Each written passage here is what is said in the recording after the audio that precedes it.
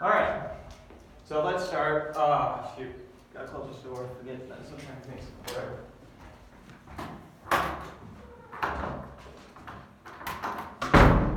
So I realize I gave you guys what you guys need to do 2.2 homework, but we haven't actually covered it yet. So we'll be covering 2.2 and 2.3 today, hopefully. Maybe we can get to 2.4, who knows? All right. So 2.2, the section is called Sequence and Sets. We start out with this idea of what it means for a sequence to be bounded. Now remember, we had the notion already of what it meant for a set to be bounded. What did it mean for a set to be bounded? There exists some number greater than or equal to everything in the set. Everything in the set. Right? That's what it meant to be bounded from above. And what it meant to be bounded from below is there some number smaller than everything in the set. What it meant for it to be bounded in general was the absolute. Yeah, bounded from above and below, in short. Right? And so now remember what a sequence is. What's a sequence? I can tell you, it's a function where, it's not a function, but it's a function where it's represented by the natural number n, where your domain is the natural numbers. Yeah, it's a function where your domain is the natural number. So what do we want it to mean when we say that this sequence is bounded? Right? Because the domain's not bounded, the natural numbers aren't bounded. They're just an n. We mean that those right-hand values are bounded. Right? Remember, we use a sub n to represent the right-hand value. The same way when you write out a general function, you say f of x equals x squared. What's that shorthand for? That's shorthand for things like this. What's something in there? 2 and 4. F of x represents the right-hand thing, not the left-hand thing. A sub n also represents the right-hand thing, not the left-hand thing, if we were to write out the sequence this way. So what do we mean for a sub n to be bounded? We mean in all the right-hand elements, there exists some number m such that the absolute value of all the right-hand elements is less than or equal to m. Okay? It's the same thing. So let's view this in terms of a function real quick. If we drew a picture of a function. If I drew a picture of a function, and my function looks something like this, then that's a bounded function, right? Yeah. It doesn't take off to negative infinity or positive infinity. It's bounded.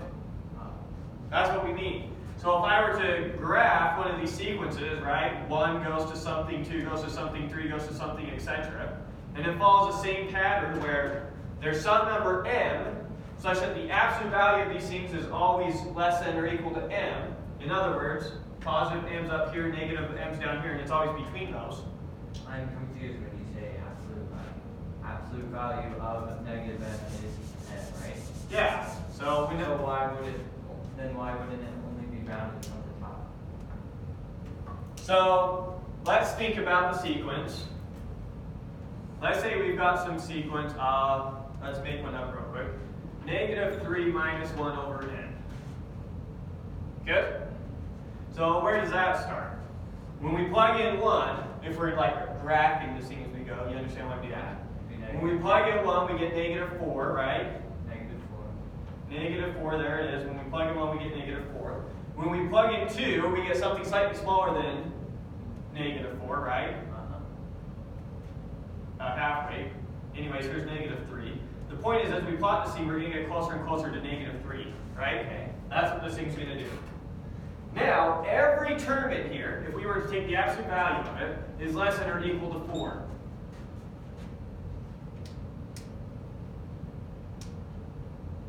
Okay. Right? I understand that, yeah. That's what we're saying here. We're saying the absolute value, if we can find some m, so that the absolute value of every term, every right-hand term is less than or equal to m, then that thing's bounded. Because remember, another way that we can write this exact same thing. We could rewrite this, now replace this with a n in general, less than or equal to m. We could rewrite this as negative m is less than or equal to a sub n is less than or equal to m, right? All the terms are between negative m and m is the exact same thing as the absolute value of a n is less than or equal to m. This and this say the exact same thing. Okay. So does that make sense what we mean by bounded? Kind of. if I can find an m so that every term is between positive and negative m, it's bounded. It doesn't go off to positive infinity because it's always less than or equal to m. And it doesn't go off to negative infinity because it's always greater than or equal to negative m. Okay. It's always between negative m and m. I still don't see that sequence even getting close to 4. Like if you're plotting. This one? Yeah. This one gets closer and closer to 3. Or 3. Yeah. Well, what happens when I plug in a massive number here? What's negative 3 minus 1 over 1, 0, 0, 0, It's 0, basically 0? negative 3. It's basically negative 3. Okay. So when you plug in 1, you got negative 4. Right? Okay. When you plug in 2, you got negative 3 and 1/2. And you work your way closer and closer to this. So you start out at negative 4, and you get closer and closer to just negative 3. Okay, then how do you get up? How do you get into positives? To the 4? You never do. Just because it never gets to 4. Is 4 an upper bound? Oh yeah. Yeah, so's 0. So's negative 1. So's negative 2. Okay. So we're not saying it gets closer and closer to this, and we're not saying it gets closer and closer to this. We're saying if you can find an m such that this is always less than or equal to m, this thing's bounded forwards. So does 1400. Ah, there's also an m. So you're not finding a particular m, you just need to find one m that works. Then it's bounded. Okay. Good? So don't make it hard on yourself and find the perfect m that barely works. Find an m that obviously works. And you proved it's bounded. See what I mean? So, yeah, you guys have this tendency when you're trying to find these things, you like pick the one that barely works and you think really hard about it. Does that quite work or do I need it? No, just pick something that obviously works. Make it easy for yourself. Holy cow, that's work. Will you make sure that's not set to like 90 degrees? We were in here last night and you brought up. Yeah, what were you saying? You took 90 degrees? We were in here last night and it was 68, so we set it to 73 because we didn't want it 68. I know, people go, I don't like it, crank it up. Like, you don't really want to crank it up. You just It's want it not up hot enough, let's a turn degree the or temperature two. up. Alright, anyways. So let's get our minds back into sequences, and that's what we mean for a sequence to be bounded. A sequence A sub n is said to be bounded, provided there exists some positive number, m, such that the absolute value of every term in the sequence is less than or equal to n. Does that make sense? Is 0 positive? No, it's not. I'm going to throw this at you. I was just thinking how. Zero's negative, right? No, it's not. Oh, it's negative. I was just wondering why you weren't writing natural numbers. Why wasn't writing Oh wait, never mind. Natural numbers in this class start at 1. Yeah. Might be confusing for you because when we did discrete math, we included 0 in the natural numbers. I'll have to just go back. Okay, so there's that definition. Now our first proof. We're going to prove that if a sequence converges, then it has to be bounded. Well, I'm not saying. I'm saying Until steering it motion. makes sense here.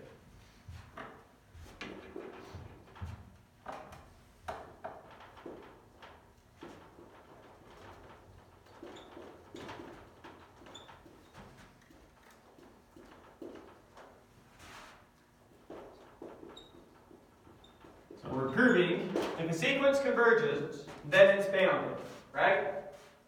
So where am I going to start this proof? Let epsilon, or we know epsilon is greater than 1 n. No, let a sub n converge, or in other words, let the limit of a sub n equal a. Let this thing converge to something, we'll call it a. Then probably write the definition of the limit. 2. Let epsilon, I was doing that backwards before I even wrote it and couldn't stop myself. That was weird. Let epsilon be some number greater than 0. Okay, since the limit of a sub n equals a, or since a sub n converges to a, then what does that mean? There exists an n. Perfect. Then there exists big N in the natural numbers such that the absolute value of a sub n minus a is less We don't need to do a general epsilon. I'm going to pick a number here, 1. Just some number. I could have picked any number here. I'm just going to use 1 to help. We need a particular number to talk about. So since this thing converges, I can pick any positive number I want. Right? Then there exists some natural number such that this is less than or equal to 1 for all n greater than or equal to that index. That's what it means for it to converge, right? I can pick any positive number I want, and I'm guaranteed that there exists some index such that this distance is less than my positive number from that index onward. Right? You guys better be really comfortable with this idea of a limit by now. 100%. Alright. So that's what it converging gives us, right? Now remember what I'm trying to get. I'm trying to get a sub n is less than or equal to something. Right? Let that 1 be your sum. Then, not 1, but let's see what we know about the absolute value of a sub n. A sub n, let's see, I don't really know anything about a sub n. I know about a sub n minus a. Right. So let's add 0. Right? Okay. Okay, so I got that, but I want this thing by itself if I'm going to know something about it. So triangle equality.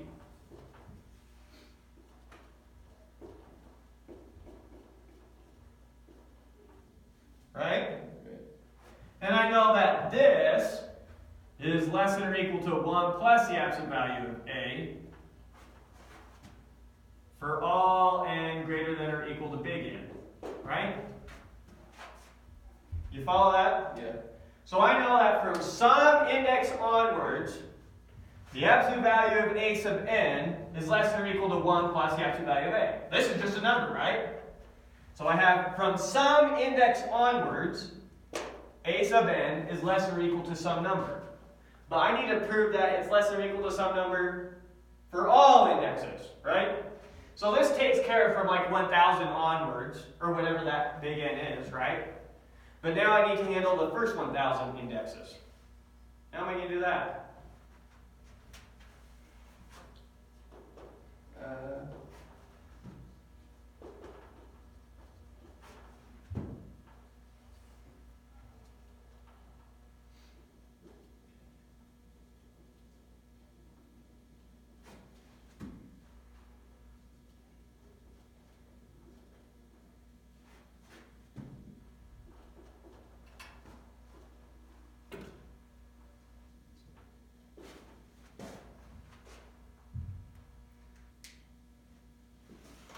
So let's make sure you're understanding what this is saying.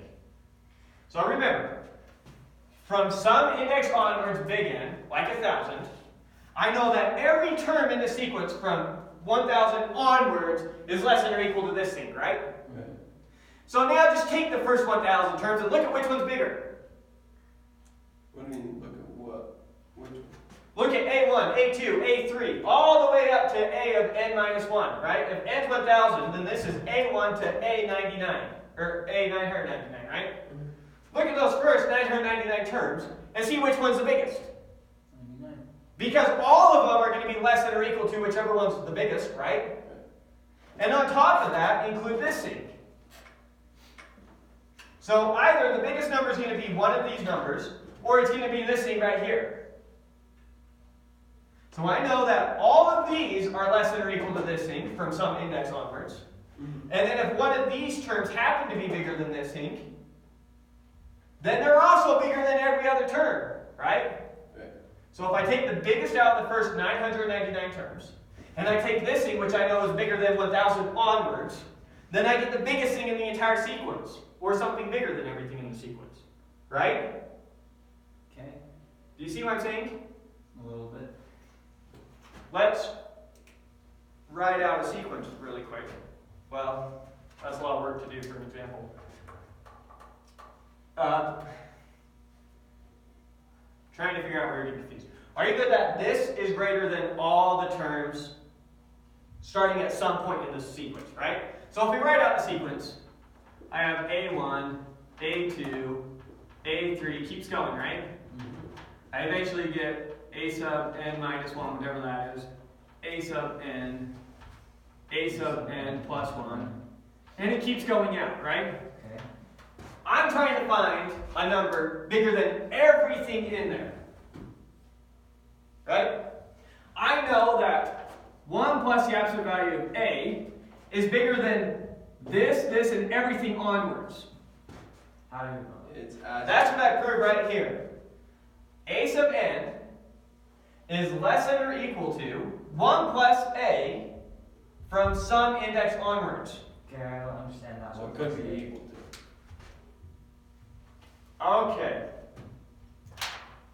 Back to the idea that this thing converges. I know that the limit of a sub n equals a. Right? So pick any positive number you want. One.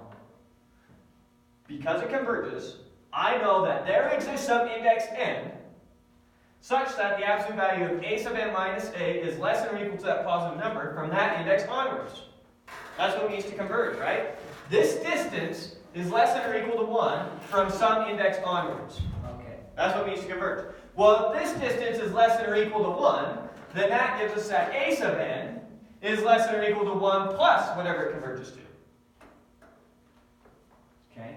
This is using the fact that a sub n minus a, this distance is less than or equal to 1, starting at that index. Right?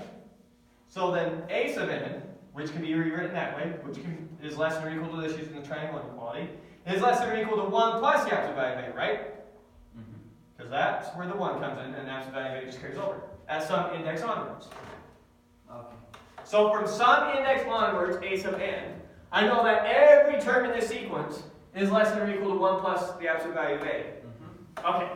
So all of those I know are less than or equal to this thing. Now the question is this less than or equal to this? I don't know, right? So I'm saying to figure out what's the biggest number I need, I say take whatever's bigger out of those two, right? And then take whatever is bigger out of whichever was bigger out of those, and the next thing, and the next thing, and the next thing. Look at the biggest number out of this, all the way up to this and this. Whatever that biggest number is, everything in the sequence is going to be less than or equal to it. Does that make sense? Yeah. Okay, so that's what we're doing right here. We're saying let n be whatever is biggest out of all those numbers. Then,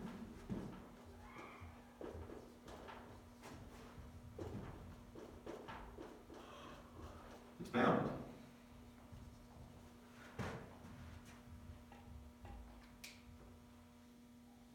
Okay, so Rn is acting as an A, right?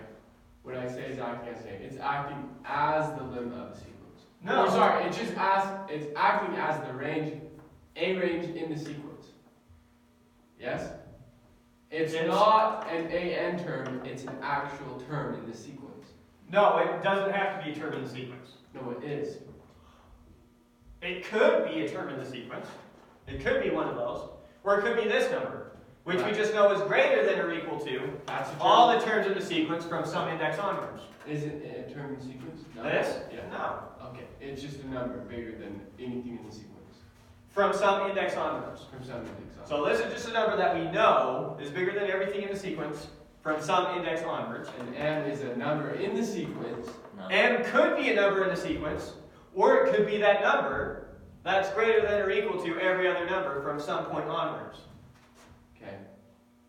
Doesn't n have to be the greatest number? Doesn't n have to be 1 plus this? Well, you said. No. A sub 1 could be bigger than this thing. In fact, it was in that. Look. Pretend that we drew a picture of the sequence that looks something like this. Right. Okay, yeah. Right?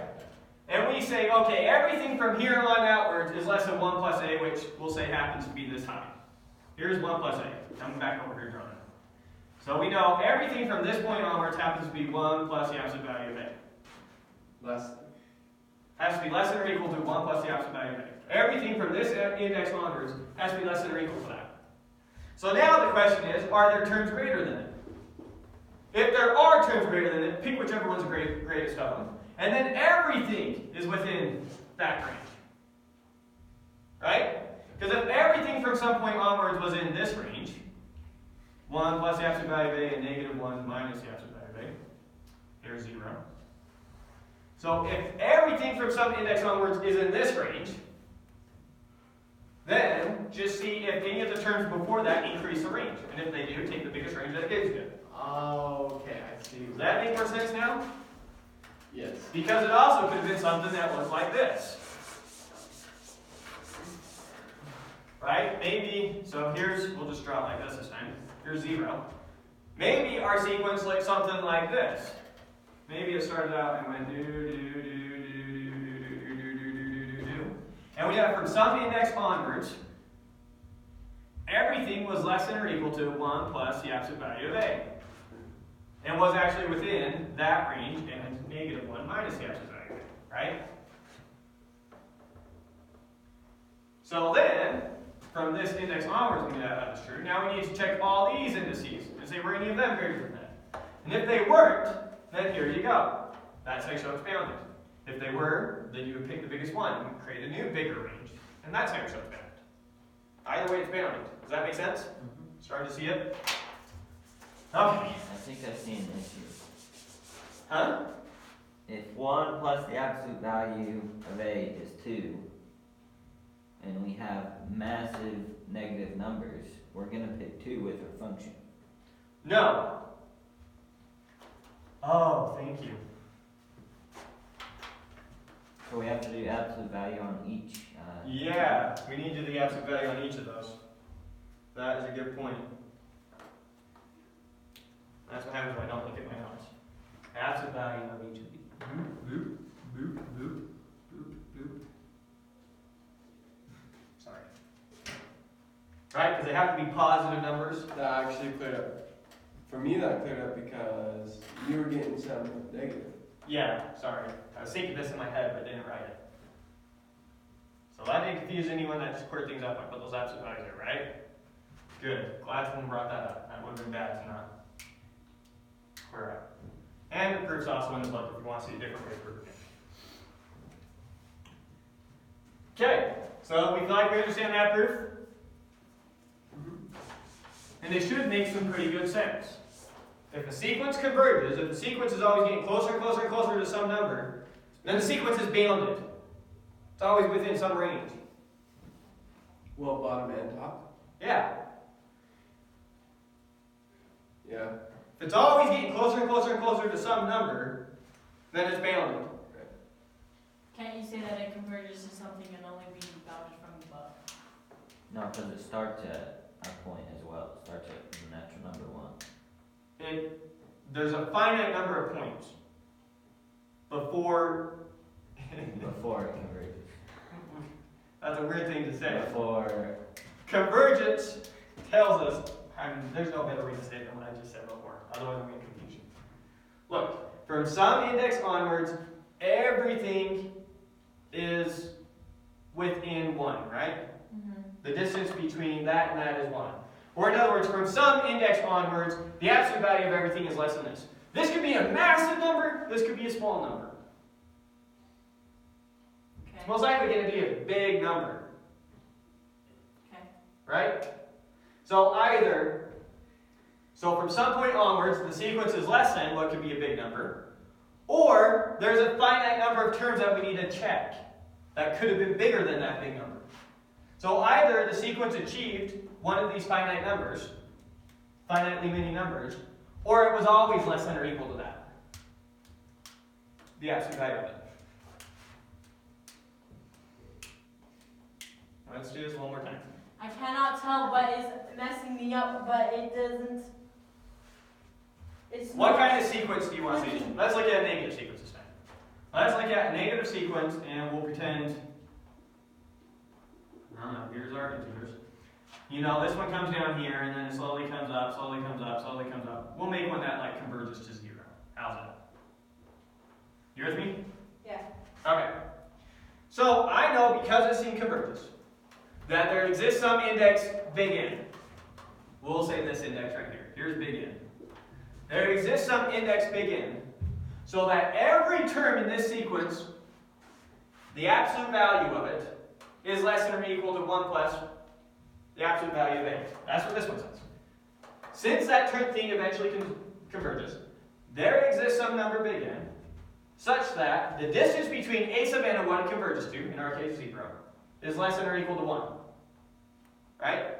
Okay. So eventually this is going to get within 1 and 0 if it converges to 0. Okay. Does that make sense so far? Yeah. Okay, so you're good with that. So then, the absolute value of an, which can be rewritten this way, using the triangle inequality, is less than or equal to this from that index onwards. So, thinking about our example, a is 0. So, if the distance between a sub n and 0 is less than or equal to 1, then from that index onwards, a sub n is less than or equal to 1, since a was just 0, obviously, right? Okay. But in general, a sub n will be less than or equal to 1 plus the absolute value of what it converges to, right? Okay. Okay, so what does that mean? That means from this term onwards, if we go and we write out 1 minus the absolute value of a down here, and we go and we write, negative 1, and we go and write 1 plus the absolute value of a up here, we mean from this index onwards, all those terms will be within that range. What about all that crap then? Ignore all this crap for now. All we're saying is that from this term onwards, everything will be in this range. Okay? Okay. Now we start looking at each of these terms. And notice that there's only finitely many of them. There's only 10 or 100 or 1,000 or 10 trillion. Doesn't matter. There's finitely many. Now we just start looking to include you. Do we need to increase the range? Yes. Okay. What about to include you? Do we need to increase the range? Yes.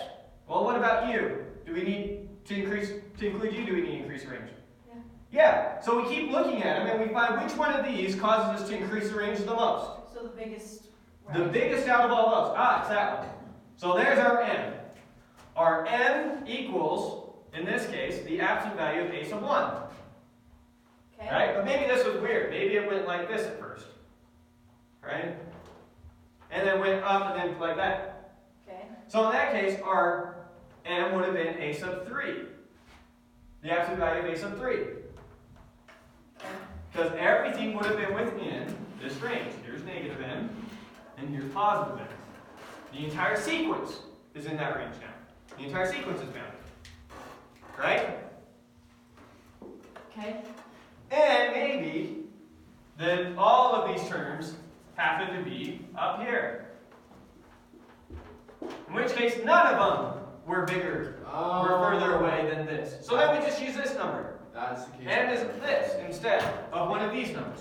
So either it's going to be one of the numbers that came before our index, or it's going to be whatever was the biggest from the index onwards. Okay, that makes way more sense. Okay, here's my question.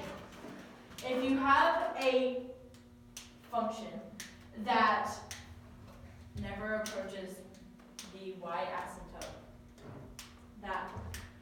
Okay, look, if it goes like this, right, but it approaches 0, you can't say it's bounded, right? But it converges She's to saying 0. your left hand side drops down to negative infinity. But It that's can't not true drop for to a negative sequence. infinity. So you're thinking about when we use the real Thinking of numbers. a function, not You're a thinking about a function like this. Right? Yeah. Look at 1 only goes so far. We're talking about sequence. You're saying that they're just going to ignore. We're not. Yeah. A sequence, this domain, Starts with- is the natural numbers, not all the real numbers. This isn't part of it. Only that point is. This isn't part of it. Only that point is. Plug in the natural number. This isn't part of it. Only that point is. That is screwing me up. Why? Because. Stop trying to assume what you already covered in calculus. That's what's killing you. And that's what's going to kill you in classes like this. Yeah. You need to just think about what exactly the definitions give you. Yeah, but I don't. Why do I care about sequences when I care about functions? I want A to know sequence everything, is a special not function. just. You're saying, I don't why know are we blocks. talking about things like this that go from the natural numbers to the real numbers, instead of always just talking about things that go from the real numbers to the real numbers? If you can't handle these things are going to throw you for all sorts of loops. We're handling simple cases now. I just. It's like we're not dealing with everything. We're dealing with just natural numbers. This is kind of a weird way to graph. I'm trying to pictorially help you see it, instead of just writing numbers down in a list. Yeah.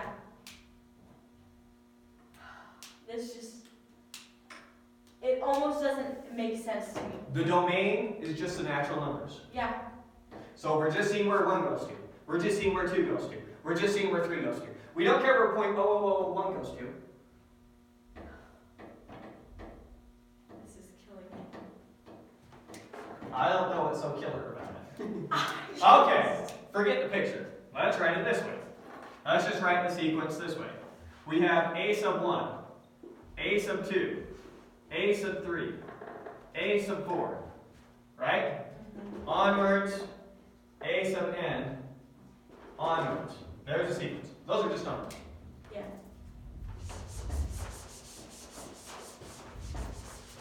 Now I know because that this thing converges, that from some index onwards, every term in the sequence from this index onwards is the absolute value of that term is less than or equal to 1 plus the absolute value of a.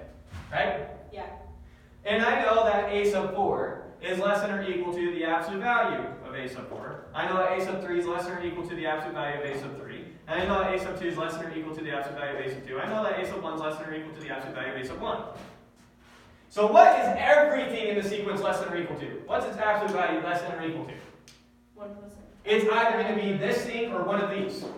Pick whatever's biggest. Okay. Out of this, all these things all the way up to a sub n minus 1, and this thing. If you pick the biggest out of all those things, you pick something that the sequence is always less than or equal to. Okay. The absolute value of the sequence is always less than or equal to. Right? Yeah. It just. That's all we're looking for. We're looking for a number that we're guaranteed is always bigger than everything in here, or smaller than everything in here if you take its Only negative. dealing with the stupid natural numbers. Natural numbers are wonderful. Yeah, that's it. That's what sequence is. A function whose domain is the natural numbers. That's it. We don't know where 1/2 goes to. We don't know what .001 goes to. We don't know what the square root of 2 goes to. That's not defined in a sequence. Sequence's domain is 1, 2, 3, 4. Just the natural numbers. That's simple. So you good with this? Yeah. Okay. So every convergent sequence is bounded. So now, from here on out, anytime you have to deal with a convergent sequence, you can use the fact that, hey, it's bounded. That's cool. Nice information. Alright. Now we say definition.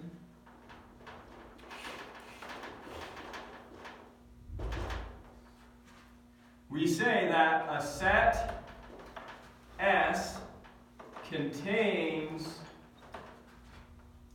a sequence A sub n if, I'll say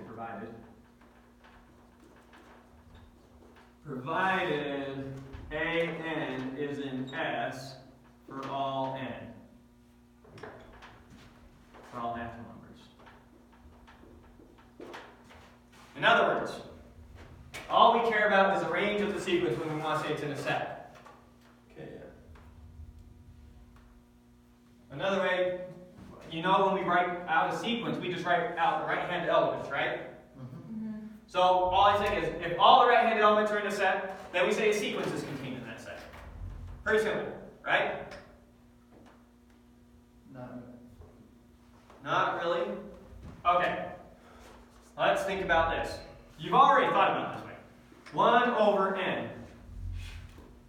Right? Let's think about this on the number line. Here's 0, here's 1. Where's 1 over n always? Between 0 and 1. It's always between 0 and 1, right? Another way that you just said that is this set, not including 0, including 1, is a set that contains a sequence. Another way of saying the exact same thing. If every a sub n is in this set, then this set contains a sequence. Okay. That's what this is saying. A set S contains the sequence an, provided an is in the set for all natural numbers. Okay. You plug in 1, it's in there. You plug in 2, it's in there. Make sense? Make sure that's clear, because this really isn't a hard definition. It's pretty intuitive. I almost could have told you the definition, you would have just thought about that. It's just the definition. I was sitting here like, what? We're trying to prove. But I was like, okay. Yeah, makes sense. Just wrap your head around the definition for now. First will come. Alright. This is not work.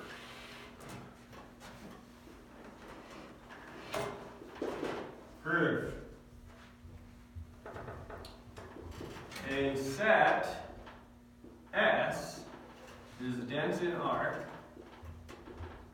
Remember what it means to be dense in R? It means you can always find another smaller.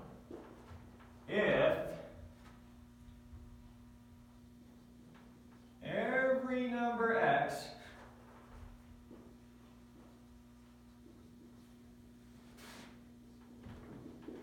is the limit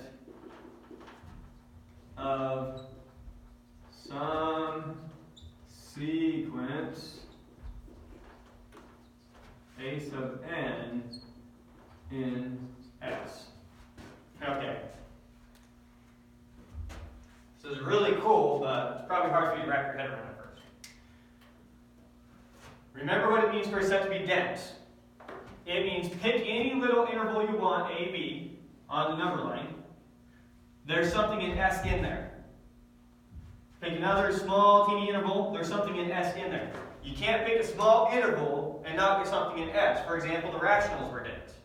You can't pick some small interval on the number line and not get a rational number. Okay? That was dense. What's the second part saying? So a set, like the rational numbers, is dense in R if and only if every real number, sorry, I should have said real number instead of every real number is the limit of some sequence in S. So in other words, S is only dense in R if I can pick some sequence in S whose limit is any real number you pick. You pick the square root of 2, I have to be able to find some sequence in the rationals whose limit is the square root of 2. What? So this is saying, for any real number you pick, there has to be a sequence an in S that converges to it. So let's read the definition one more time. A set S is dense in R if and only if, for every real number x, or every real number x, is the limit of some sequence in S. So S is only dense in R if I can always find a sequence in S that converges to any real number you pick.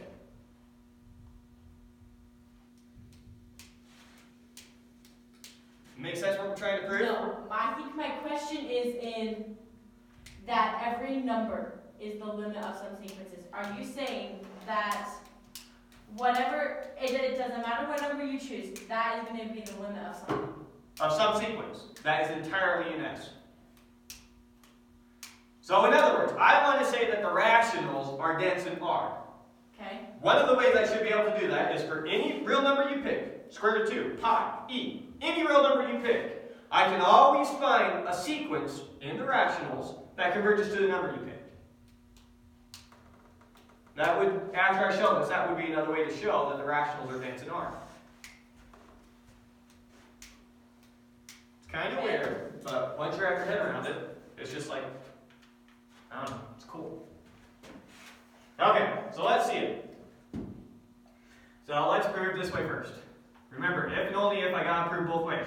I gotta show if x is dense in R, then every number x is the limit of some sequence in S, and then I gotta show that the other way. If the limit of if I have a set such that it always contains, I can't even say this real quick.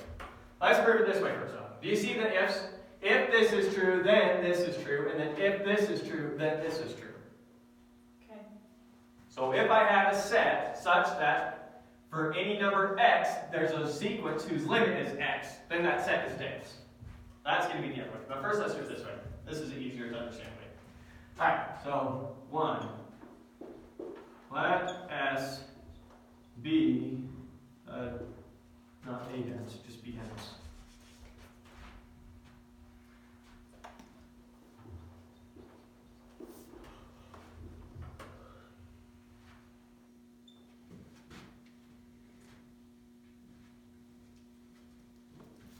Okay.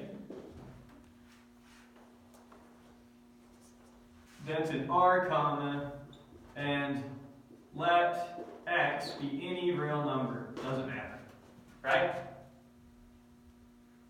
So what am I going to start out showing when I show this way?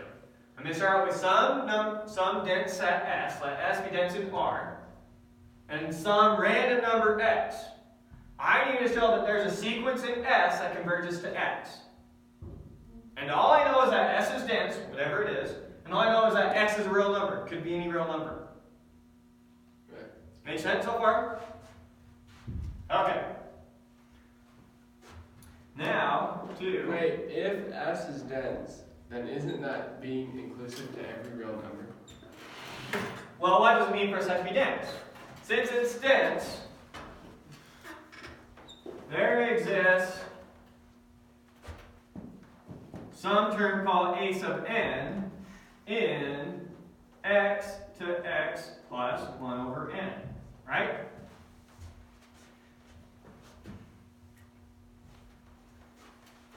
Maybe say it this way. Since S is dense, there exists some number called an in S such that an is also in x to x plus 1 over n. That's an interval. Yeah, x to x plus 1 over n is an interval, right? So here's some interval. What does it mean for a set to be dense? It means for any interval you have, then there's something in the set that's also in that interval, right? Okay. If it's 1 over n, not 1 over 2. Oh, what the heck? 1 over n, thank you. Okay?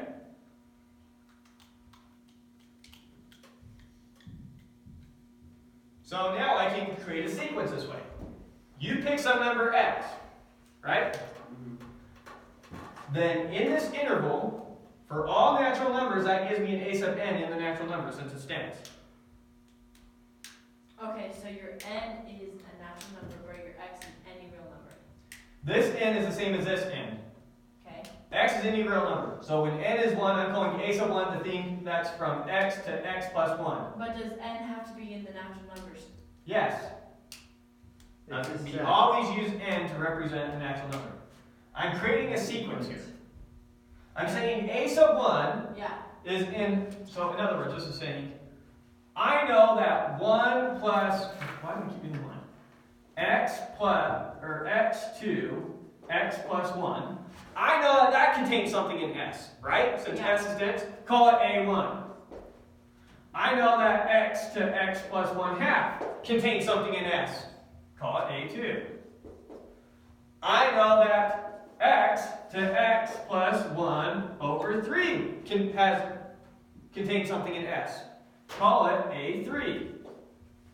In general, I know that x to x plus 1 over n contains some element of S. Call it AN. Right? Yeah.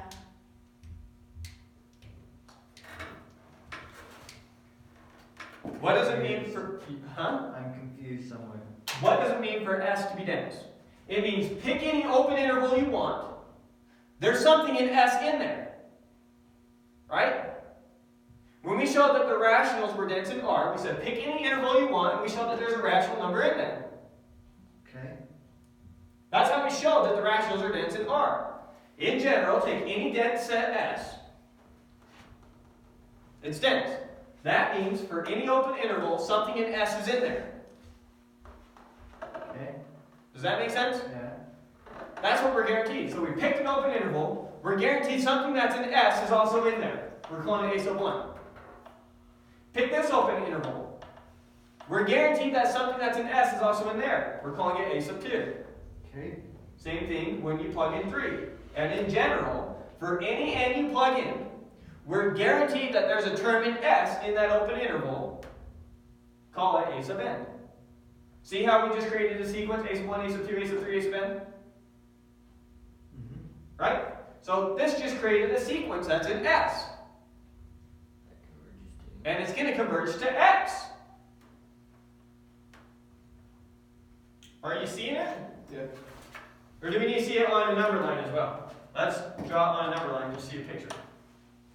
So I'm saying you pick some number x, right? Here's x. Here's a number you picked. And now I need to find a sequence in f, or I need to find, sequence in s that converges to x. Yeah, it makes sense. So here's what I'm saying. I'm saying, look at this open interval. X, 2, x plus 1 over n. Well, we start with x plus x1. I'm saying, since s is dense, then there's a term in s that's in that interval, right? There it is. A sub 1. Now make a new open interval. And the new open interval goes to x plus 1/2. There's an open interval. I'm guaranteed that there's something in s that's in that interval. I don't know where it is, but there's something in there called a sub 2. And repeat the process over and over again. A sub 3, a sub 4, a sub 5, a sub 6. All the way, it's going to get closer and closer to x. Yeah. So in that way, I create a series that converges to x. Or a sequence that converges to x. And every term in that sequence was in s. I just use the fact that s is dense in R. Does that make sense? I'm just confused what S is. It's just a dense set. All we know is it's dense. There's tons of examples of dense sets. Rationals. The rationals are an example, the reals are an example, the irrationals are an example. What does it mean for it to be dense? All it means is pick any open interval you want. If there's something in there that's also in the set, it's dense. And that's the only fact that we used. We kept creating open intervals that got smaller and smaller and closer to x, and we kept picking points in those open intervals that kept getting closer and closer to x. Okay. And then we made a sequence that converges to x. And all we did was pick elements out of s. Right? Perfect.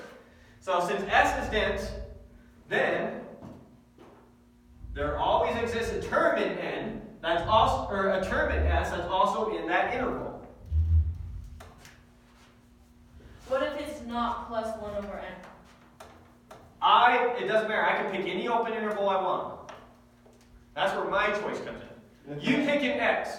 I need to find a bunch of open intervals that always contain an element in s that converges to the number you pick. Okay. So this was my choice. This wasn't part of the problem. Okay. And I think you can see where this is going.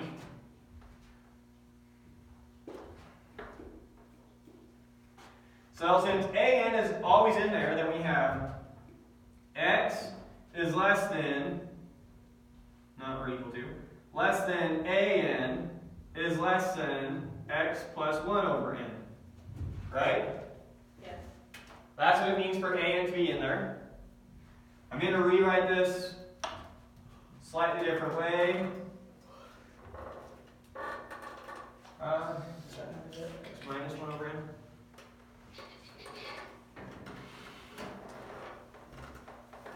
Yeah. So then I have x minus 1 over n is less than an is less than x plus 1 over n. Right? How can you just add that negative 1n? If x is less than an, if I subtract something from it, Oh, it's yeah, still it's less gonna than. get small. Okay. So all I did was subtract 1 over n there, and that's still true. Right? Yeah. And now I'm going to subtract x, subtract x, subtract x.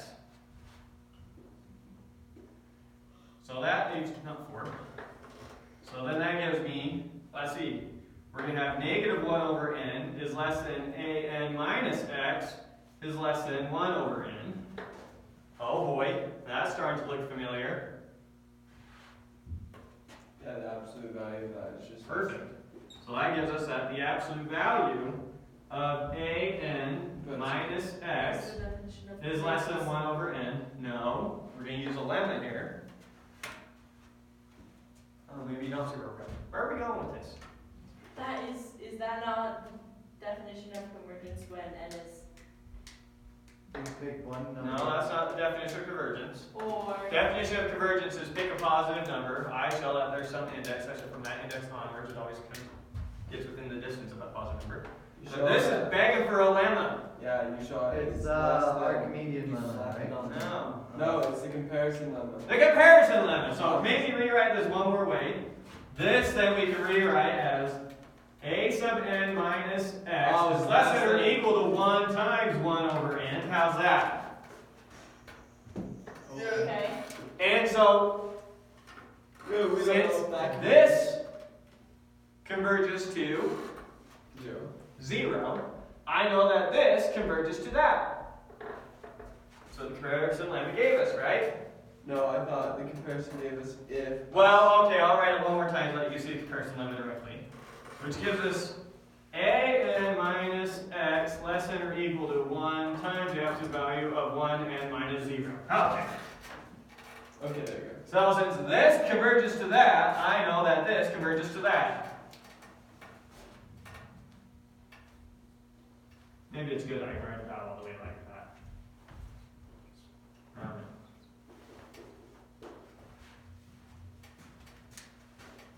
okay, here's my question, why couldn't you have just said, go. when you have the absolute value of an minus x is less than, yeah, right there.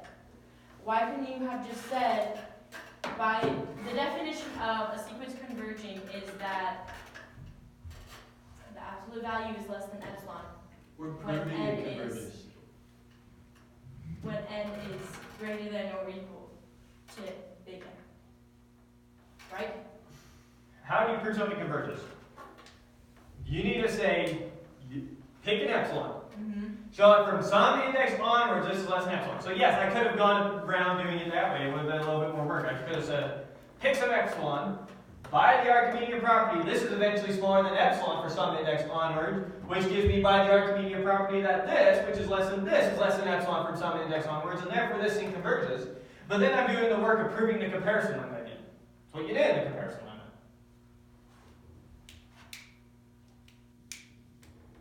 Okay, So I could have done it that way, but easier. that's easier.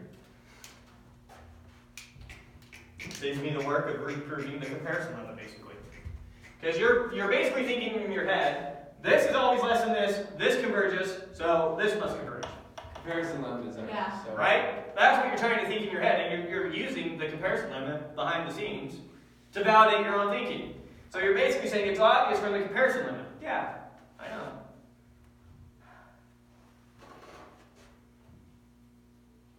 Okay, let's continue. Oh, that was one direction. Need to do the other direction now. The more interesting one. That's not the lyric. Twice. What?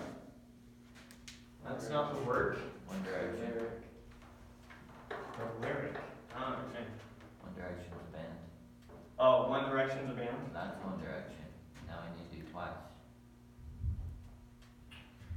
Alright. Twice is Some also. cultural reference I'm not gonna. You're old. Thank you. Alright. Now, let S be a set such that for all x in R, comma, there exists a n in S where the limit of a n equals x. Okay. The other direction is kind of harder to wrap our heads around. So now let's make sense of what S is. S is a set such that for any positive number you pick, not any positive number, let me restart. S is a set such that for any real number you pick, there must be some sequence in S that converges to that number you picked. That's gonna be a weird word. Okay? It feels kind of weird to Seems use. like we're there to me. Now, what are we trying to get to? We're trying to get every open interval contains an element in S. Right? So I need to pick some open interval and prove that something in S is in there. That's how we show that S is dense. Right. And we have that S has this weird property. Okay?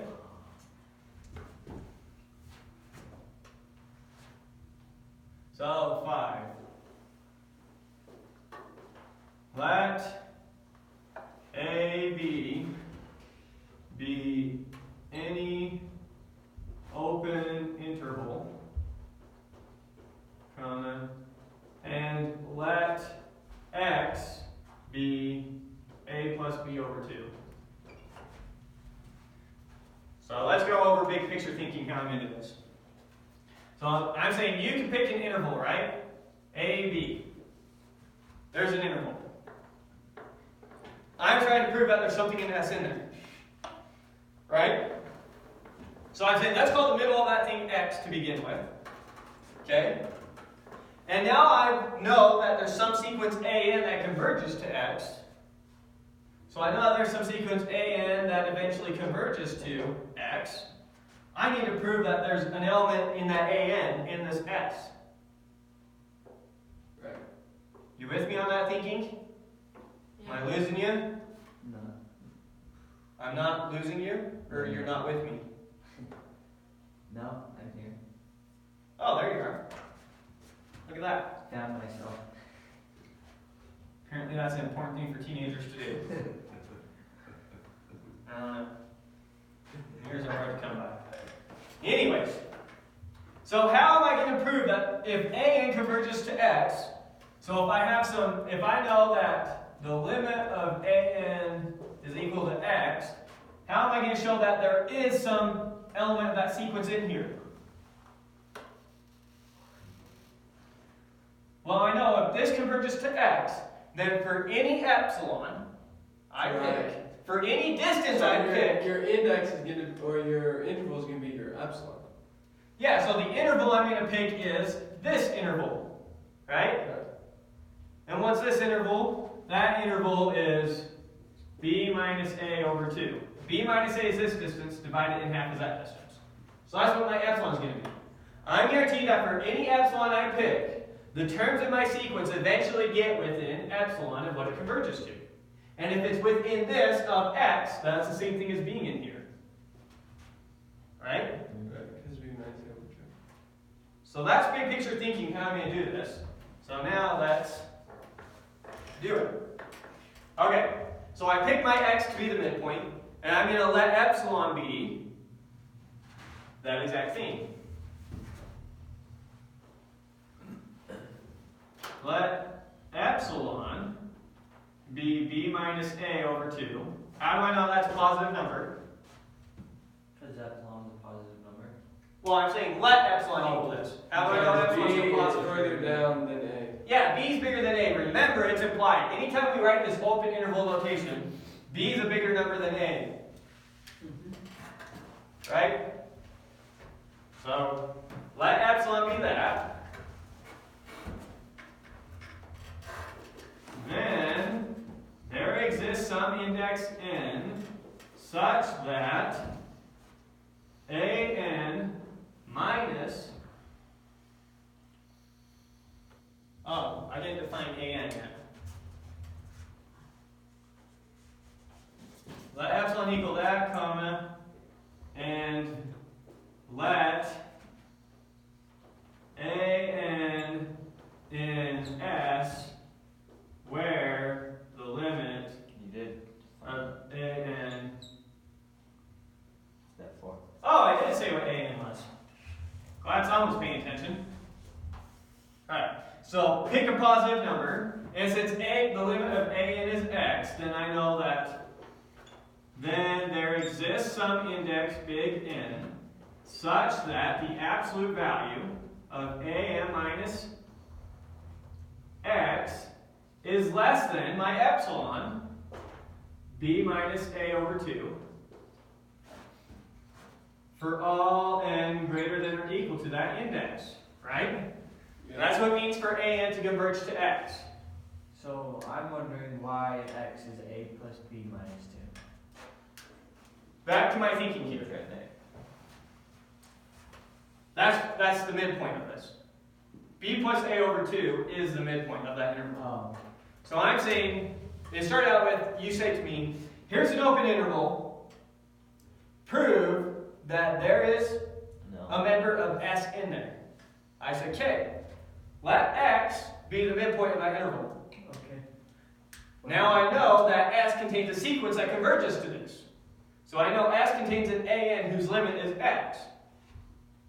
Which means that it eventually has terms that are within B minus A over 2 of X. Which is the same thing as being in that exact interval. Which is what we'll show algebraically here.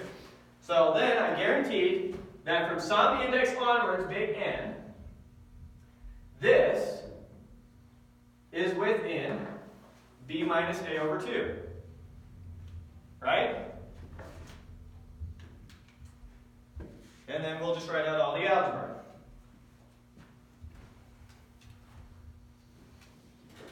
Alright.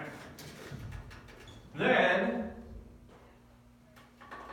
negative B plus A over 2 is less than AN minus X is less than B minus A over 2. Make sure you follow the algebra there. Yeah, just I plugged in what we knew for X, and I did what we always do here. When you split this up, you do positive on the right, negative 1 on the left. Here's the negative of that. Here's the positive of that. And then I just rewrote X. yeah. Because we let X be the midpoint of that thing. Good? Okay. Oh, sorry. Then this is true. Rather than doing that, I'm just going to put a big N here. Because if it's true from big N onwards, it's also true at big N. And I only need to find one term, namely AN, that's inside the sequence, or inside that interval. Okay? With me so far? Okay. So now I'm going to plus that thing to both sides. Okay? Or to both, to all three, to all three parts of the inequality. So that gives me, let's see. So I'm plussing A halves and plussing B halves. Here I have negative B halves, positive A halves, plus A halves, plus B halves leaves me just an A. Do you see how taking that term and adding this leaves me with just A? 2 A halves. Positive B halves cancels out with negative B halves, and then positive A halves and positive A halves leaves me just A. You see that? Just basic algebra. So A is less than A big N is less than B. So it's in that interval. Yeah. Then AN is in S and AN is in AB. Or in other words, S is dense in R. And we're done. What does it mean for a set to be dense? Oh, easy. For any sequence contained in S, you can pick a number that it converges to. Other way, for any number you pick, then the sequence, or then the set contains a sequence that converges to that number. Definitely. That's what That's that's a weird way to. It is these other ways of doing it with these points. We'll see the value of it, but actually this is kind of the way you think about things more when you're doing topology. And so there's similar analysis. You're just looking at special cases of topology, but topology, there's a lot of times where it's more convenient to think about things these other ways. They're more generalized ways than just how it's true in the real numbers. Anyways. Okay. Your proof makes sense. It makes sense, and I get where you're going. I don't understand what you're proving. If that makes sense.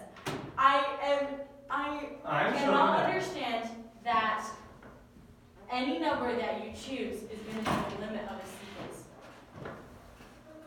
Imagine it has a magic set. Okay. What's the property of this set? For any real number you choose, I can find a sequence in this magic set that converges to the number you chose.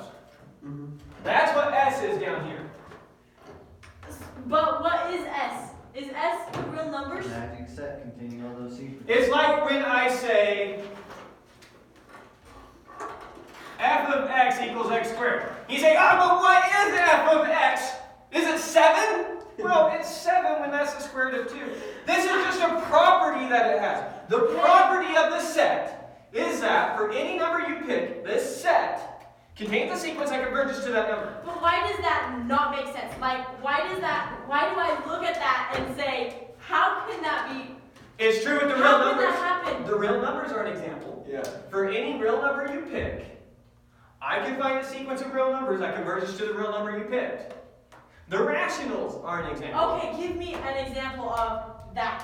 Because I cannot comprehend that. Can you pick a real number? Okay, 1. 1. Okay. Here is plus 1.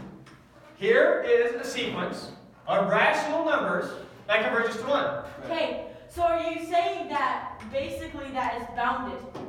No, this has nothing to do with boundary. Okay, because how I think of it is No. it doesn't matter what you choose. Oh, Do you know that I don't get it. you're confusing I'm a sequence. so confused. You can have a sequence inside of a set, and the sequence can only be 1% of your whole set. I get that. I do. But my question is, Or your AN. Takes up 1% of infinity. Yeah. It's like lighting up the galaxy. What I'm trying to say is it could be something really small or something really big. It's 1 star in the galaxy. Alright, let's try to wrap our heads around this. Start with S's dance.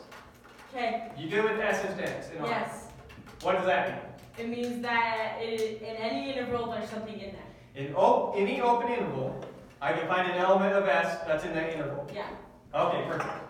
Now, we're saying imagine some other set. We're going to call it S again. Okay. This time, S has a property that for any real number you choose X, there's a sequence in S that converges to X.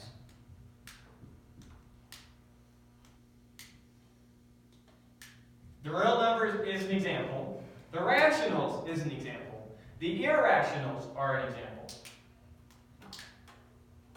And it just so happens that any time the set is dense, then it also has this property. And anytime it has this property, then the set is also dense. That's what we proved.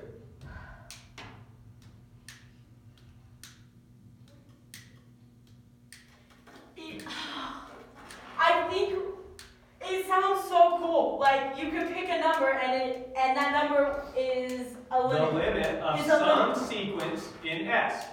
But it doesn't like. It's almost like a fantasy thing that will never happen. I can't even. Like, it sounds okay. You're saying if I can pick anything, if I pick a number, then that's a limit of something. If Does you it convert pick to a number, then that is a limit of some sequence in S. You furry. That's how we define S. That literally just sounds like a fairy tale. Like it's awesome. It sounds cool, but it doesn't seem like it would ever work. Like.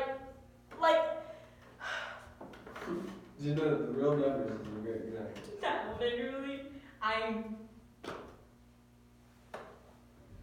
Look, here's another way to think about it. Any number you pick, I can find a sequence that converges to that number, right? Mm-hmm. That's easy to pick.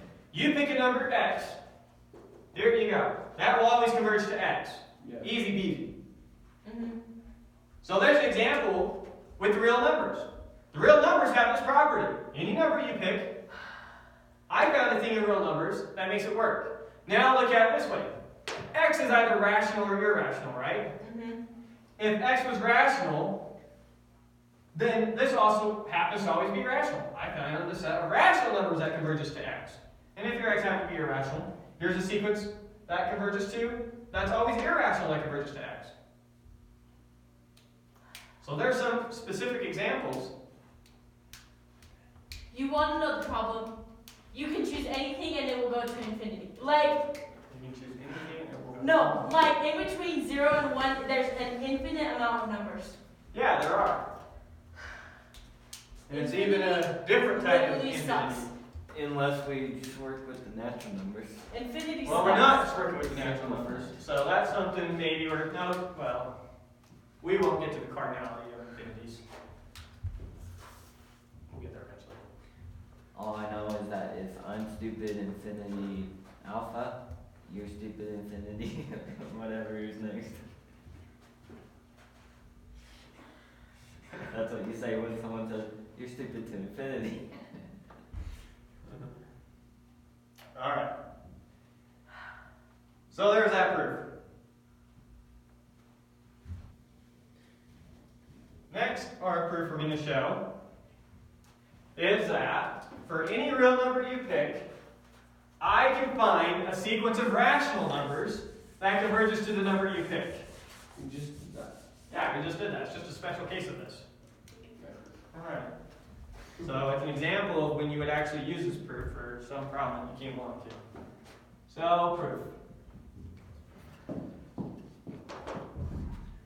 For all x in R, there exists a n in the rationals such that the limit of a n is equal to x. 1. Observe that Q is dense in R.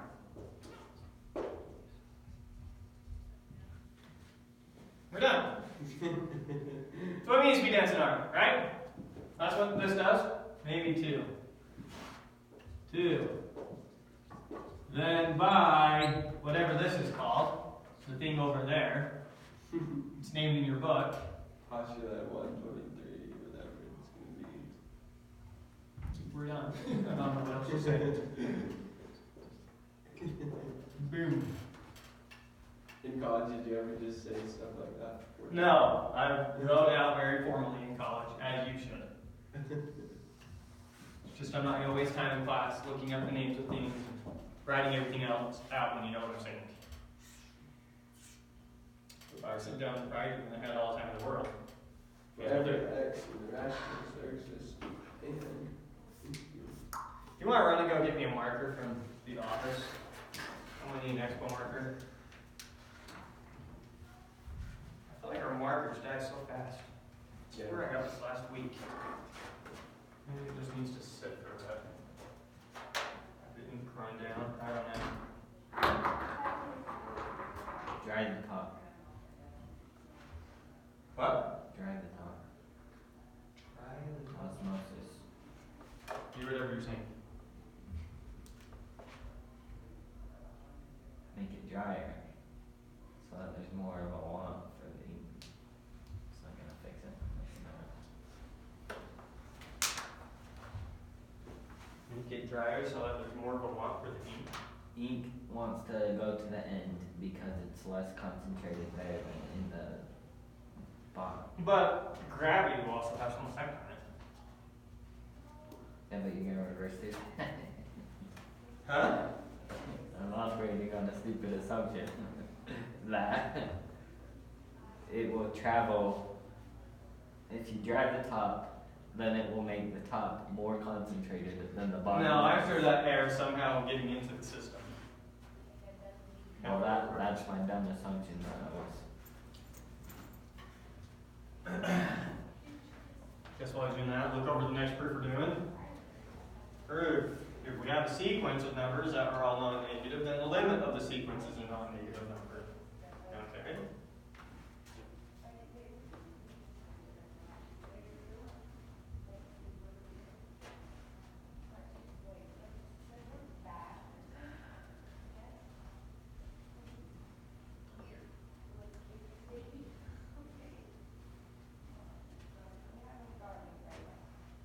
James, if we have a sequence that is converges and is all negative, then M max is the least of those numbers.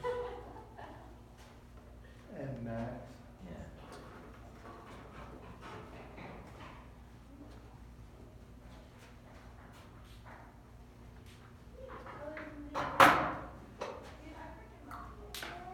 Get the last number.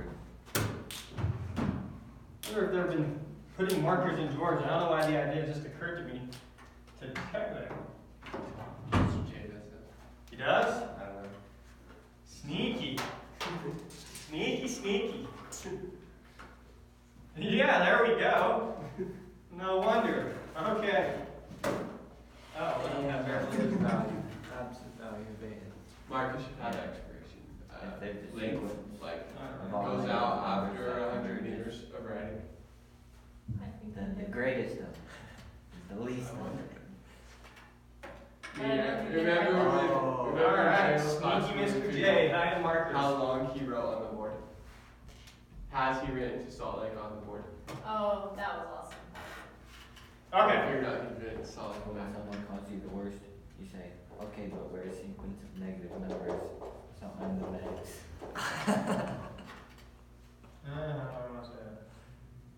No. The max of what? I'll give you your definition of max, they don't have to know. Oh. Max n is greater than the absolute value of Yeah, the worst. you don't have to tell them that. James Moon arrows classes, and we figured out that he has written lengthwise, easily from here to Salt Lake and back on the board. Alright, in his career. let's do this proof. Alright, so this is a little lemma setting us up for our next proof. Here's what the lemma is saying. Alright, so if I have some sequence that converges to A, and every term in the sequence is a non-negative number, then what it converges to is a non-negative number. Alright, prove it. No, If it's obvious, you should be able to prove it. I can prove it. One. How are we going to do this? Assume by way of contradiction that's not true. Assume by way of contradiction that a sub n is greater than or equal to 0, comma, but No. the limit No. I feel like you're going backwards. of a sub n equal to a is less than 0. Oh, I thought we were doing it. Okay. Remember how you do proof by contradiction? Did we go over like formally writing out what proof by contradiction is? It's showing that alpha and not beta implies false. So you show that basically it's impossible, you get some impossible conclusion, if alpha is true and beta is false, therefore beta has to be true. This is logically equivalent to alpha implies beta. These two things have the same truth table. That. If alpha is true and beta is false, we get something that's impossible.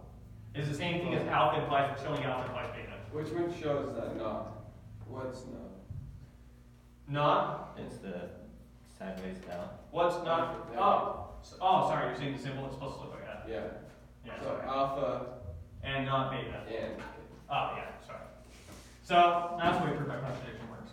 So we have alpha as the condition and not beta the conclusion. now proof by contradiction Show that this leads to something impossible. Show that this implies an obviously false statement. So assume by way of contradiction that a sub n is greater than or equal to 0, but the limit a is less than 0. Let's see, what did I pick for a cap on my epsilon? Since it converges, blah, blah, blah, blah, blah, blah, blah, d halves. Alright, so 2. Let 0 less than epsilon less than negative d halves. Notice d is a, oops, not d, Negative number. negative a halves. They chose D in their version. Yeah, that's why I got a little confused for a second. So, a is a negative number, right? So negative a is a positive number. If a is less than 0, negative a halves is positive, Yeah. right? So I'm saying let epsilon be some number smaller than negative a halves, which is a positive number. So pick some small epsilon, some small positive number. If your A is positive, then your A has is negative, which A is negative though. A is negative, Negative. so negative Oh, to negative oh, is okay. positive, right? yeah, okay. how I do that? Let epsilon equal that is what I'm going to use as my epsilon. Because I know that this thing converges, right? I know AN converges to A. So I can pick any small positive number I want. And I know that there's an index such that the distance between that index is less than my positive small number, right? Then there exists n such that the absolute value of a sub n minus a is less than negative a halves for all n greater than or equal to big N, right?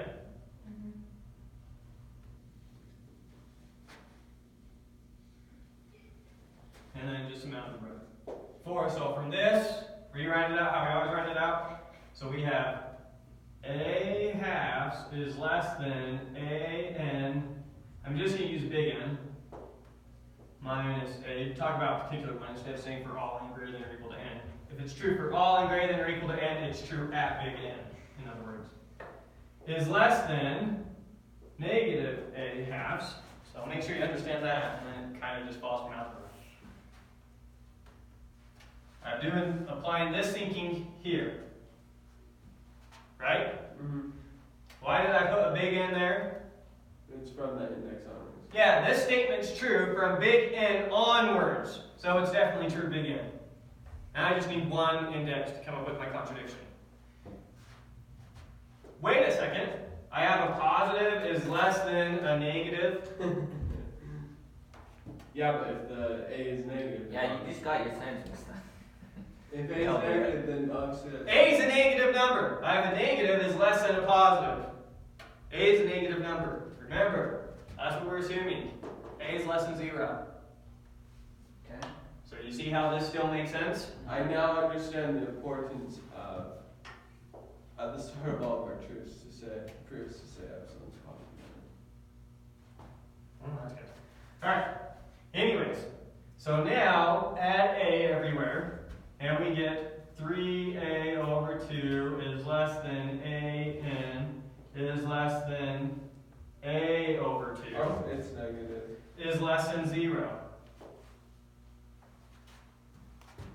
Right? Why is that our contradiction? Because 0 0 is less than is less epsilon. than epsilon. And epsilon's now greater than 0. Or now. And now 0 is greater than epsilon. I was just using epsilon as a dummy variable to help you understand this statement. I could have said right here, maybe get rid of this epsilon to help your thinking and just say 2. Observe negative a halves is a positive number. Okay, it's negative, or it's AN is less than 0. AN is less than 0, so we have AN is less than 0. Why is that a problem? Because up top says AN is greater than Right! Assume by way of contradiction that AN is greater than or equal to 0 for all n. Sorry, I didn't specify that. But its limit is less than 0. And we got, if its limit is less than 0, then it has indices less than 0. But we assumed all its indices are greater than or equal to 0. You see the contradiction? Alright. So therefore it's true. Alright? And we're done. I won't bother finishing. Once you see the contradiction, you're good. Okay, so that's a little lemma that we're going to use in our next proof. And then this is a proof that you needed for all your homework about closed sets. You remember those? Proof. I use C, because it's an enemy. It's an enemy? Sorry, no. If Cn in AB and C equals the limit of Cn, then C is in AB. Alright, let's make sure we understand this. If I have some sequence in a closed interval, that converges to some number c, then that thing it converges to is also in the closed interval. So I can't just pick terms inside the closed interval that converge to something outside the closed interval. Remember, we could do that with an open interval, right?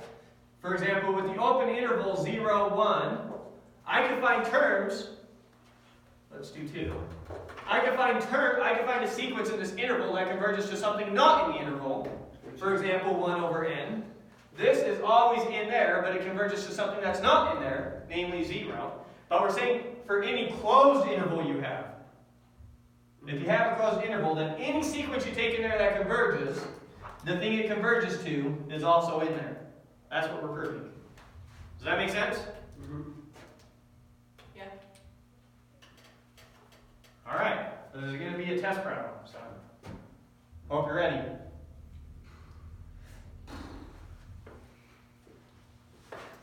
If you think you're going to fail the test anyways, then just spend your free time memorizing lines or something. I think I'm gonna fail the test. All right. Okay, so we have 1. Observe that Cn, let's see, I think I'm going to do the lesson.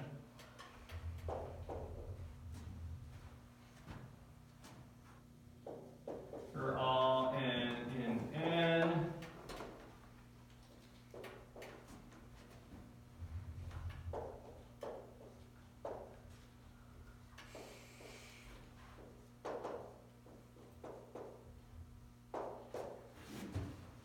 Pretty simple idea so far.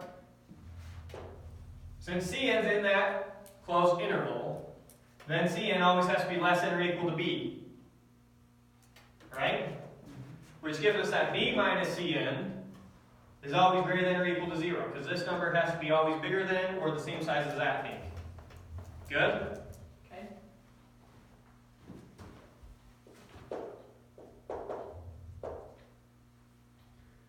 Then the limit of b minus Cn, which is equal to is equal to b minus c, right? Yeah. No. Why? Well, oh, sorry. Oh, no, that's right. What's the limit of a constant? Oh, it's big. A constant, yeah. B is just whatever that number is. Right. And then the limit of a sequence is whatever it is. Right. I mean, in short, we're using the fact that the limit of a difference is the difference of the limits. Yeah. Right?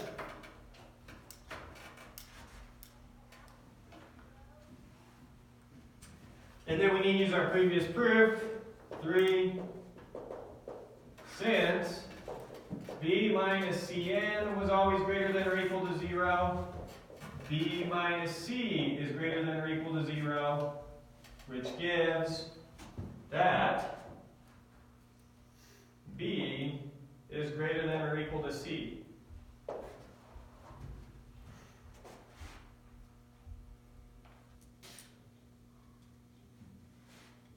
You with me so far?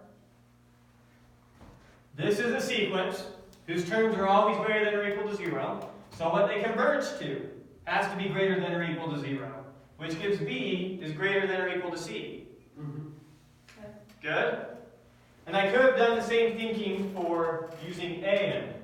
I could have said, for Well, no, you have to do it for b now. since, No, you have to do it for a. no, I'm going to get b is greater than or equal to c, and then I'm going to get c is greater than or equal to a. And so c is in b to a. And so same exact thinking here. Since a is less than or equal to Cn, instead of Cn less than or equal to b, you see how that's true? Mm-hmm. That gives us Cn minus a is greater than or equal to 0, Mm-hmm. which when you take the limit of that, gives us c minus a is greater than or equal to 0, which gives us C is greater. c is greater than or equal to a. Sorry, skipped all the thinking that we walked through up there, but it's the exact same thing. Yeah. Right? So let's go over it one more time. Cn because Cn's in here. So Cn has to always be greater than or equal to A, right? Which means that Cn minus A is greater than or equal to 0. Minus A from both sides of this. Gives you that. Sorry, flip the inequality on. You shouldn't have done that. Then, the limit of a positive, or of a never negative thing produces a never negative thing. And then rewrite it. C is greater than or equal to A. So we got, then A is less than or equal to C is less than or equal to B, which gives us C is in AB, which is what we were trying to show.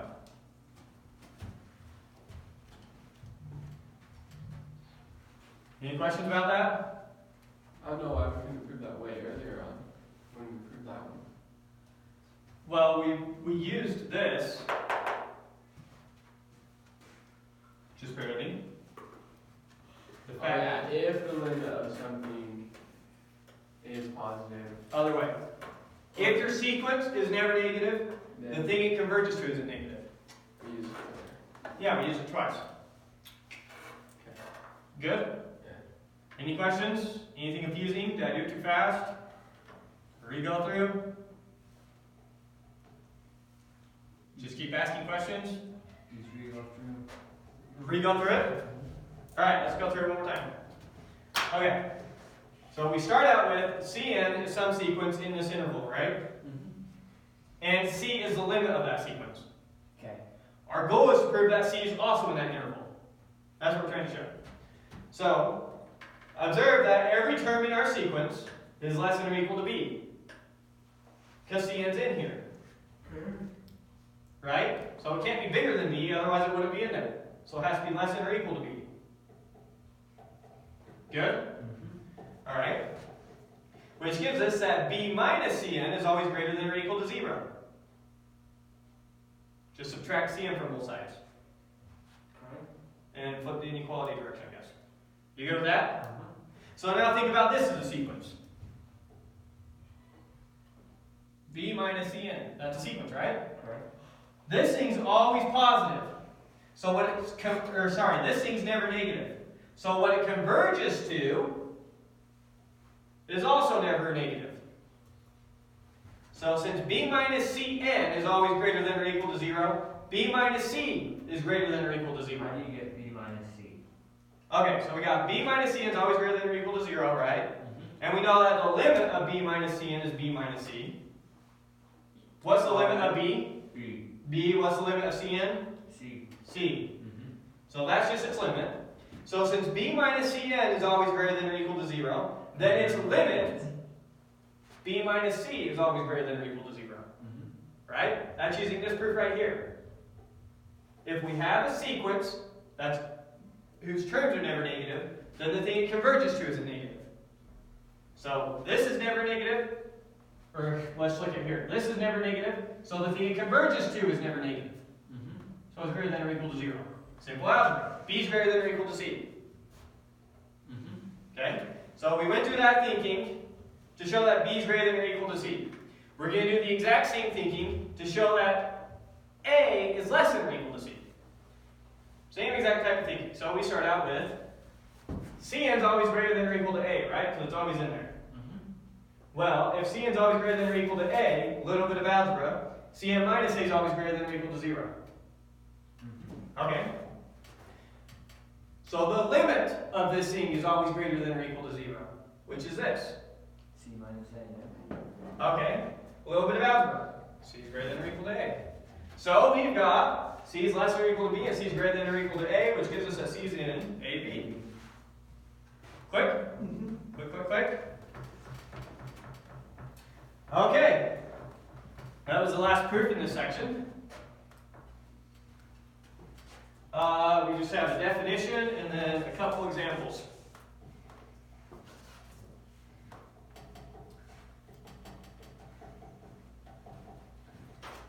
So, definition of a closed set.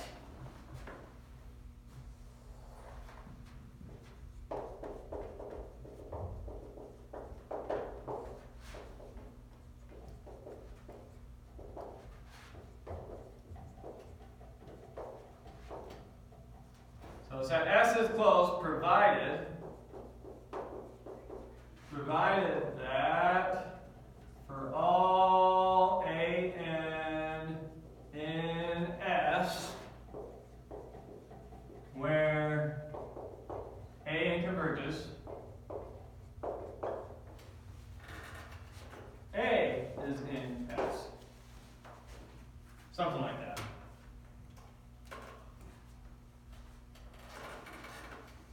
So, if for any convergent sequence you pick in a set, it converges to something in the set, that set is closed. So in other words, things that look like this that we call closed intervals are closed. Any sequence I pick in there that converges to something in there. So it's closed. Close. Yes. So a set is closed if for any sequence inside the set you pick that converges, it converges to something in the set. That's what it means for it to be closed. Good? Some things that you might not expect to be closed are things like, this is also closed. Because there's a. Anything you pick in there that converges will converge to something in there. Let's look at some things that aren't closed. Do a couple examples.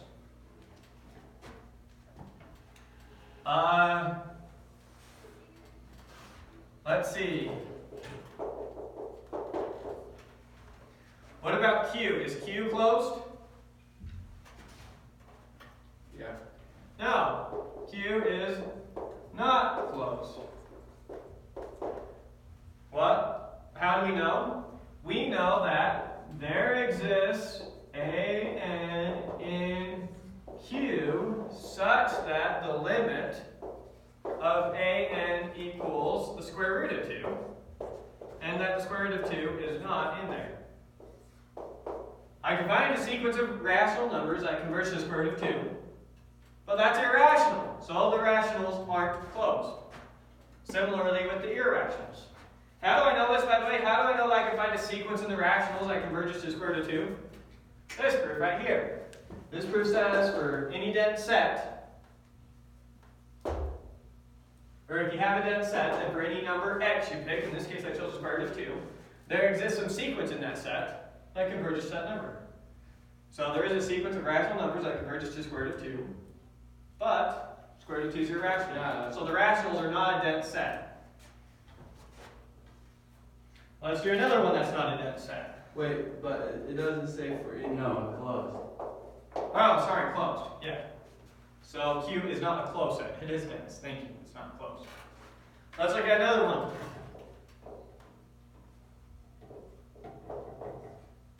Is this closed? Yeah.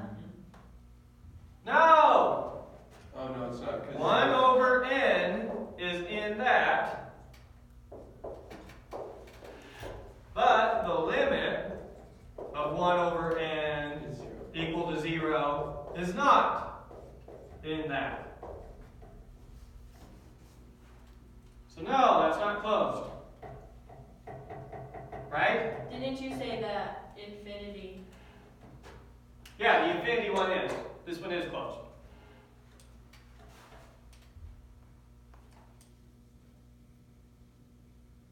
Your close sets are going to come. Oh, okay. Here's what's going to turn out to be all your close sets. They're either going to look like that, or they're going to look like this, or they're going to look like this, or they're going to look like this. Any set in the rationals or real numbers. Oh, did I do infinity there? I'm in negative infinity. Sorry. And then negative infinity to infinity. All your close sets are going to look like that. Anything that doesn't look like that, or some union of those things, isn't closed.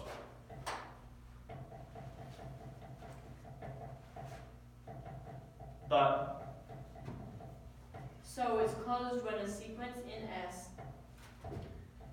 a set a S set S, is closed if for any convergent sequence in that set, the limit is also in there. the limit is perfect. Okay.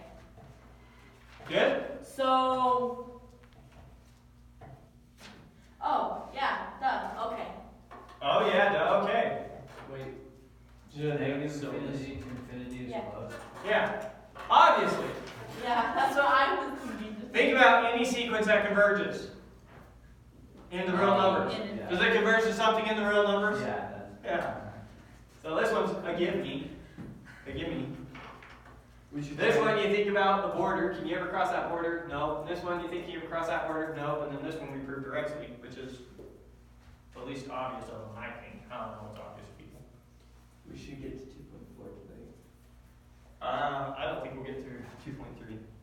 Anyways, take a break, and then when you come back, we'll do 2.3. What week is it in the school year? I don't know. Like 9. We have Just past that. 6 more weeks. 4, April 8, 10. We are still Yes, thinking like of doing 6, midterms and then this MFA, semester, right? Yeah, we'll do a midterm no matter how far we are. I'll just create a midterm based off of what we've done. We probably get And the then, first 3 chapters done. you know, our name will be. And then probably won't hit 4 till next semester, And then. which is fine. And then. Shoot. Yeah, I think we're still on track to cover all the material I wanted to cover. I just threw a bunch of extra stuff in case we went a lot quicker than I thought. Because I know this was dense stuff, and Well, I do want to do the applications. That'd be stupid if we didn't. I'm not going to really get into any of that. But you should be able to do that on your own. That would be the easier part. That would be the easier part. Yeah, So that's you should be able to do that on your own. You need to watch a video to know how to do it, Where you don't need to. or you don't have to learn. Right. Donnie, did your college classes video their lectures? No. Some of them recorded them, yeah. Actually, and I would go watch them after the fact. But a lot of my college education, what I ended up doing was telling my teachers, I'll have my own lectures, and then I'll just do your homework and your tests. And they were right. What they gonna do? You know, you have to come to class. It's like, okay, I'll come to class and I'll sit there and watch online lectures. In the classroom, if that makes you happy. I don't think very many teachers want a student in the classroom who doesn't want to be there. But that was only for MCC. I didn't do that when I went to university. Oh.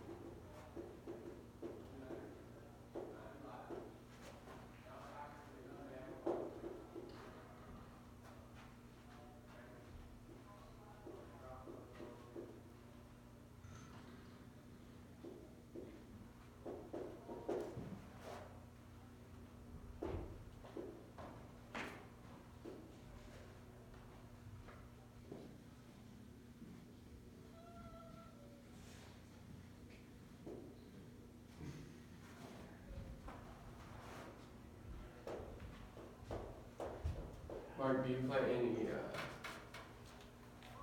application games? I play auto chess. Play team fight tactics. Copy. One of those types of games. I don't know what Team Fight Tactics is. It's League's other game time. It's a league? League's other game time. Never tried it. Oh, Seen yeah, it? yeah, yeah. Sorry. I play one of those when like Sunday dinner's not being so I have time. So you don't play any Clash of Clans type games? The one I've played the most is Clash Royale. That one's stupid. That one's my favorite by far. You don't have to grind, you can just beat people by strategy. I like the grind, but Clash, you beat people by strategy. You only play people who are as good as you. It's not a one-on-one. It's oh haha, I'm gonna go break this guy's base. That's easy. 10 hours to be able to do that again. Yeah, that's why they introduced the Clan Wars. That's what makes Clan Wars, yeah, Clan Wars were fun. Every time I was in a Clan War, I fought someone around my own skill level. I 3-star them, they 1 or 2-star me. Right. And that was fun, but that happened once a week. Yeah, they And changed like, it. if I didn't time with my attack correctly, I missed out, and I'm either fighting someone super easy or way higher than me that I just can't beat. Yeah, but that's what's fun. What's fun is to like 2-star a Town Hall Levy because you know. If they're 20th ranked player and I'm 20th ranked player, and they were reserved for me every week, no, because even then, you've got to be fighting for your clan to use you. If I'm playing a mobile game, it's because I have time, not because I'm playing. Yeah, that makes sense. So, Clash Royale, the matchmaking's great. You're always fighting people your skill level, and it's just a one-on-one. Which I I've love. tried Clash Royale, and what I do like about Clash of Clans is progress. You actually make progress grow in your base. Well, Clash Royale, you're making the card you like stronger. Yeah, So you're like, okay, I like this type of strategy. I'm gonna base my cards around that and just continue to upgrade those cards. yeah, but it's not near the amount of factor in the strategy of Clash of Clans attack. What I'm saying is, same thing applies in Clash of Clans, but there's the whole defensive side, which is way cool. I used to play, it's really cool. It's a tower defense game. Bloom Tower Defense. No, it was a Clash of Clans type game, but it was tower defense. So, on one side, you're building your base, which you either lay out the path or you're given a path. And you can buy and upgrade towers along the path. And if you're upgrading towers, then they don't shoot and stuff, so you have to be careful about when you're doing that.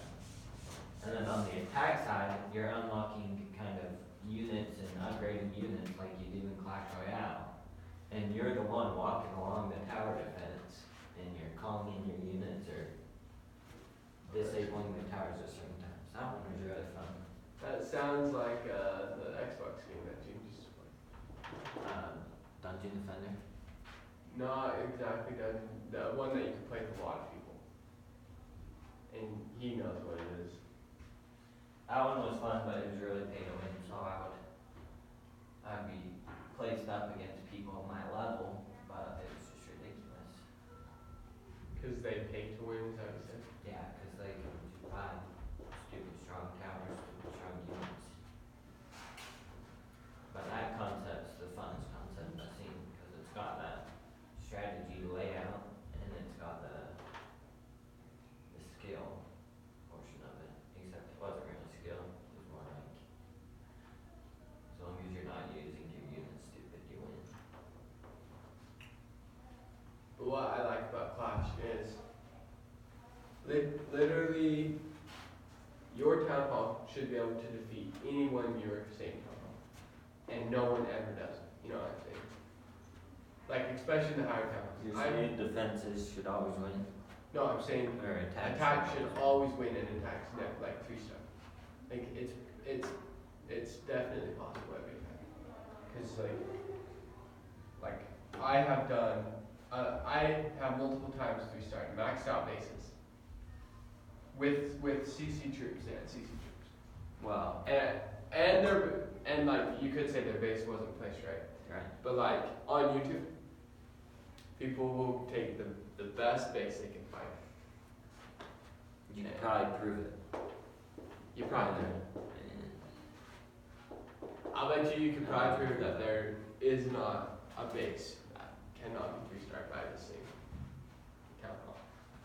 You need to take into account, I don't know how you can prove that. But There's so many different. I'll bet you through the law of large numbers, it's never been possible. Another one I like is called King of Thieves. The bow game, Oh, isn't it about bow? no. Where you- It's an auto runner, but you can jump off walls and stuff. So your guy's always moving. You can't control when he moves. You just control when he jumps. And if you jump onto a wall, you can jump off the wall and start running the other direction. I talk about the old game on the computer that It's a mobile game. I know. Is it the same game where you're walking through like a rectangle and you can jump on this wall, then it turns for you, and then you jump on this wall and it turns for you? This is a base defender game like Clash of Clans. So as you move throughout, you get these set room layouts, and then you get traps and place them in your room. Okay. And then you have to play your level to prove that it's possible. Oh, nice. So you run through your own traps without dying, and if you die, like if you get hit by a trap, it's instant and you restart to the start and you can run it again. So there's the start position, a treasure chest, and then you lay traps throughout it. And so you on your room lay your traps, run through the level. That's almost like Speedy Edward. And the way it works with upgrading traps and stuff is they die every time they're touched by a trap, but they've got a health bar that basically is the percent of your gold that they're gonna steal. So you have all your gold and all your gems and all that sitting there, and if they beat it first try, they steal a ton of that. Whereas if they die 100 times and finally beat it, they hardly get any. So they have infinite drives. Right. And after like 20 deaths, then it disables one of your traps and they can keep trying. But at that point, they're still in such a small portion of your gold that you don't even. Does it cost anything for them to raid? It costs keys, so it has a key timer and you can only, Raid a certain amount of times a day or whatever? but you get so many keys from leveling up and stuff that usually when I've played it, I've never run into amount of keys. Yeah, that game, that makes me. Do you remember Speedy Edward? You could probably try it. I think the funnest level, the start levels are the funnest. Towards the end, it gets to the point where you've got to know all the glitches to beat people's levels. So their levels are no longer just a long skill-based thing. Their levels are, you start in this corner and your 3 traps are right by you and you have to have the glitch down to jump at the right time to pass through their traps. Because they were able to do it. Because they know the glitch, and so. But yeah, I remember Speedy Eggbert creating invisible mazes.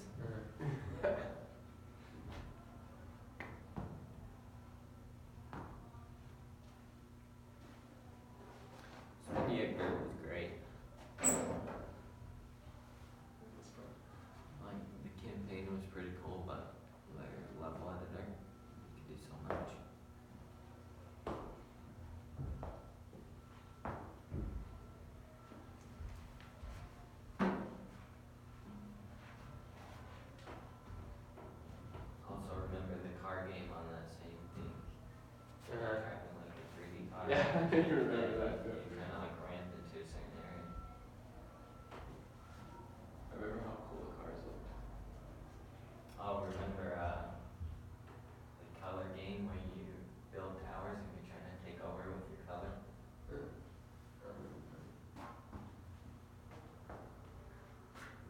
What games were you playing? Were you playing on your mom's computer or my mom's computer? Maybe your mom, I don't remember that. or the office or whatever. You like build different types of towers. They have their tags where they would like pulse out and the color would take over. And you could buy like rockets and splatter color in their territory. Oh yes! Holy great, I don't remember that. I do remember that game. That game was fun. Talking about those games, I'm sure they're like iconic. Wow. I think it's just something about playing games with your brothers is iconic. Like we could go and play almost anything and it'd be a blast. Just 'cause playing games with people is fun. Right. Yeah, what's funny is talking to people in my class and the difference between their growing up games and my growing up games. They have different games. They don't have games. Some do. Yeah, some do, but so many people don't play games. Dottie, it says your battery's low.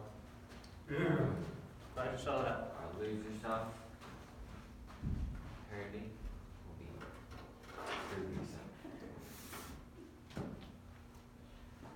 Or lose yourself in the headset. Start rapping about DL change and- over here, then look Huh? over here. You probably never turned it on.